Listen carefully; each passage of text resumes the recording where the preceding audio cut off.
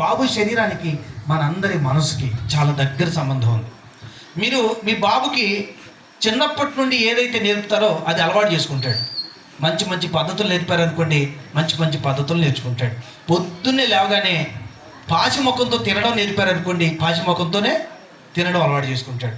లేదురా ముఖం బాగా కడుక్కొని పెందలకడే 5 6 లేచి నీ కాలకృత్యాలు తీర్చుకున్న తర్వాతే భోంచేయాలరా అని నేర్పారనుకోండి, అదే చేస్తాడు. మీ మనసుకు కూడా అంతేనండి, మీ మనసుకు కూడా అంతే.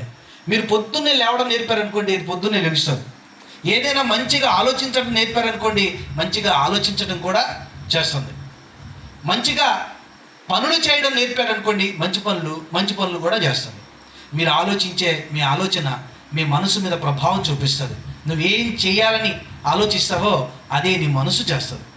పిల్లరా, మన పిల్లలకు నేర్పినట్టే మన మనసుకు నేర్పామనుకోండి, మన మనసు మంచి వాటిని అలవాటు చేసుకొని మంచి వాటి మీద దృష్టి పెట్టి ఒక మంచి సంఘముగా మన అందరం అభివృద్ధి చెందుతాం. అందుకని ఒక చిన్న పిల్లవాడికి ఒక సంఘానికి దగ్గర సంబంధం ఉంటుంది.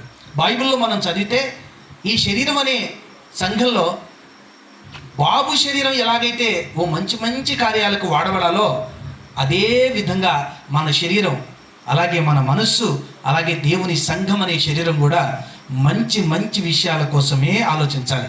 మంచి విషయాలను చేయడం కోసమే పని చేయాలి. కాకుండా మన ఇష్టానికి, మనకు తోచినట్టు, మన పెత్తనాలకు అనుగుణంగా మన పిల్లల్ని పెంచినా, మన సంఘాన్ని పెంచినా, మన మనస్సుని పెంచినా ప్రమాదమే. అర్థమవుతుందండి? మీకు ఒక ఉదాహరణ చెప్తాను. బాగా తాగుబోతుడు ఉన్నాడు అనుకోండి, మనం చాలాసార్లు చెప్తాం, అరే తాగకరా, నీ పిల్లలు పాడైపోతున్నారు, నీ పిల్లలకి సరిగ్గా తినడానికి తిండే ఉంటలా, నీ భార్య కట్టుకోవడానికి బట్ట ఉండడంలా, ఆవిడ తెచ్చిన కష్టాన్ని నువ్వు ఊరికే తాగేసి పాడు చేస్తున్నావు, ఏం పనులు రా ఇవి అంటే వాడికి ఇంగిత జ్ఞానం ఉండదంటారా? ఉంటుంది. కానీ అండి, వాడికి చెడుని తెలిసినా మానుకోలేడు. కారణం ఏంటంటే వాడు చిన్నప్పటి నుండి తన మనసుకి చెడునే అలవాటు చేశాడు. మన పెద్దోళ్ళు అంటారు కదా, ఏమంటారు చెప్పండి? మొక్కై వంగనిది మానై. ఎందుకని? మొక్కగా ఉన్న మన మనసుకి, మొక్కలోనే ఉన్న మన బాబుకి, మొక్కలోనే ఉన్న మన అలవాట్లకి మనం జాగ్రత్త నేర్పకపోతే మన జీవితాన్ని అది భయంకరమైన వ్యసనంగా, మానుగా మార్చేస్తుంది. అప్పుడు మార్చాలంటే కుదరదు. వాడు తన ప్రాణాలైనా ఇవ్వడానికి సిద్ధపడతాడు.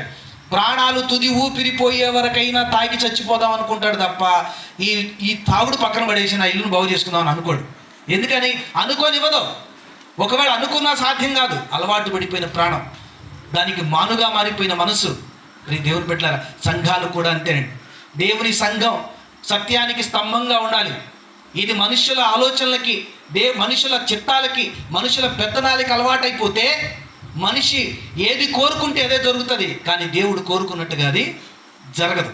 అందుకని ఈ భారతదేశంలో ముఖ్యంగా మన ప్రాంతాలన్నింటిలో ఎవరి సంఘం వాళ్ళగానే మనం ఉంటాం. కానీ మనందరం యేసయ్య రక్తంలో కడగబడ్డాం. యేసు అనే ఒకే ప్రభువుకి మనందరం అప్పగించబడ్డాం. ఆయన అధికారంలో మనం ఉన్నాం అన్న స్పృహ మనకు ఉండదండి. అందుకని ఎవరికి ఇష్టం వచ్చినట్లు వాళ్ళు, ఎవరికి వేరుగా వాళ్ళు బతికేస్తుంటారు. బైబిల్ ఏం చెప్తుందంటే, కొరింథీయులకు రాసిన పత్రికలో 12వ అధ్యాయం 12వ వచనాన్ని మీరు చదివారనుకోండి, ఒక మంచి మాట అక్కడ చెప్పబడింది. చదవండి ఒకసారి బైబిల్. కొరింథీయులకు రాసిన పత్రిక 12వ అధ్యాయం 12వ వచనం ఏముంటుంది? ఇక్కడ కొన్ని విషయాలు నేను చెప్పిన తర్వాత నేను 3 ముఖ్యమైన విషయాలు చెప్పి నేను ముగిస్తా, ఎందుకంటే సమయం మనకి లేదు కాబట్టి. ఒక్కసారి మనం చదువుదాం. కొరింథీయులకు రాసిన మొదటి పత్రిక 12వ అధ్యాయం 12వ వచనం. చాలా టక్క తీసేయచ్చండి. ఏం చెప్తుందండి? ఎలా శరీరం అనేది ఒకటే ఉన్నా కూడా అనేక అవయవాలన్నీ ఆ శరీరంలో ఉన్నట్టు, అమ్మా బాగా వినాలి, ఎలా శరీరం అనేది ఒక్కటే ఉన్నా అనేక అవయవాలన్నీ కలిపి ఒకే శరీరంలో ఉన్నట్టు, ఇదిగోండి ఇలా ఎంతోమంది ఆయా సంఘాలున్నా, ఆయా మనుషులున్నా, ఆయా స్వభావాలున్నా, ఆయా రకాల వ్యక్తులున్నా, ఆయా రకాల బాధ్యతలు గల వ్యక్తులున్నా, అందరూ ఒకే ఒక్క యేసులో ఉన్నారు. అందరూ ఒక్కటే. అర్థమవుతుందండి? ఆ సంఘం అని ఈ సంఘం అని లేదు.